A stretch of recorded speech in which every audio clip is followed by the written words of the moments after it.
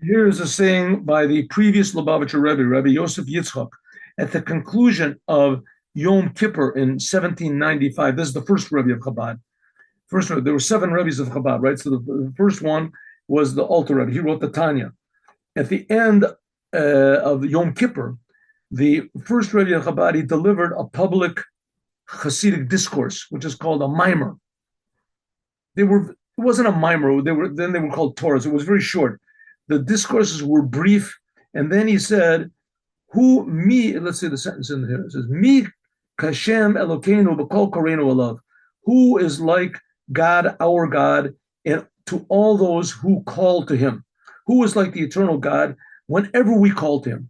It says the sages say we call to Him and not to His attributes. You have to pray only to Him, to God, and not just to God's kindness or God's severity. But that's what the rabbi said. You have to pray directly only to God, not to God's the wisdom. There's a book which is called Pardes Rimoni. Pardes Rimoni is a Kabbalah book which was written by Rabbi Moshe Cordovero before the Arizal, directly before, right before the Arizal, who wrote the Eitz Chaim. It says in this book, Pardes Rimoni, he explains what does it mean to call to God and not to any of His attributes.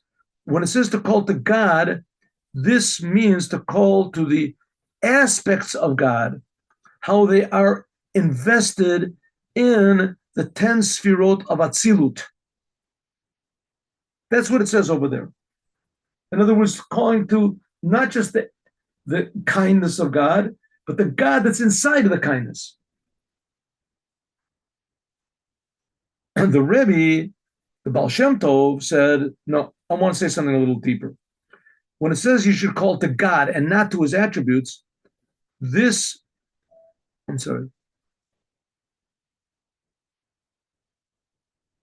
refers not to the lights of God, the aspects of God, which are in the vessels of Atzilus, but the actual godliness, which is in the vessels of Atzilus. What's the difference?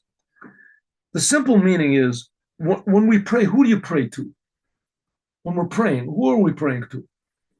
So if we say, God, you are so kind, you are so wonderful, you are so great. Okay, so in a way, maybe you have to watch out a little bit.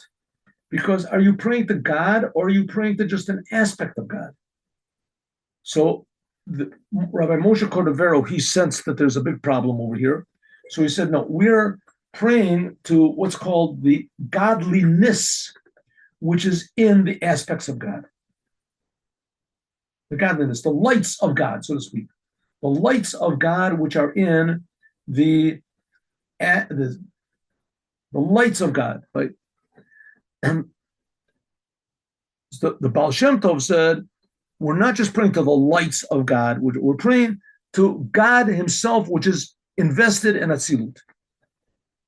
This says, okay, when it says we should pray to God and not to His attributes, this is talking about the essence of Ein Sof, which every Jew feels through simple faith. This is not a spiritual thing. This is above spiritual. This is God that creates the spiritual and creates the physical, and the main thing that God cares about is the physical. So every Jew feels what it means to pray directly to God. That's what it means close to God. It means that God is close to the person, and when we call to Him. So here we can learn this two ways. It says, B'kol kor'enu elav, that God, when we call to Him. What does it mean to Him? It means to Him means to God, because God, to God's essence, but it also means to Him, to the godliness which is inside of us. This refers to the essence of God and the essence of the soul. Where is God found? In the essence of the soul and the essence of God. How can there be two? What? There's two gods. What can it be? So the example is given like if you have a building with a window, so you open up the window and sunlight comes in.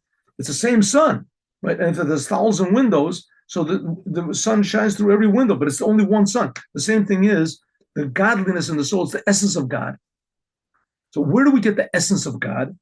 So Rabbi Moshe Cordovero didn't talk about that. The Kabbalists are not talking about that. They're talking about aspects of God, just deeper aspects of the essence of God revealed. But where is the essence of God found? Inside of every Jew. Praying with simple faith. This joins the essence of the soul with the essence of infinite God. So the essence of Ein Sof will be the healer of the ill. So when we're praying, like in Shemon Esrei, who do we praying to that he should heal the sick and that he should release us from the exile? Who are we praying to? We're praying to the essence of God. But we're praying to the essence of God that he himself should do these things. How does this make any sense? Doesn't make any sense. That's all the same thing about the Jews. What a Jew is doesn't make any sense. So connecting the simple faith of every Jew, which that's the essence of the Jew in the soul, to the simple essence, essential reality of God, which that's above all of the spiritual, to connect them, both of them, that's done only by simple Jews. What about Jews that are more complicated, big geniuses, holy people? So they have to be geniuses and they have to be holy people, but they have to be simple too. Because the simplicity is the only way that you can really connect yourself to the essence of God. And that simplicity you have to put into everything that you do. Okay, now story.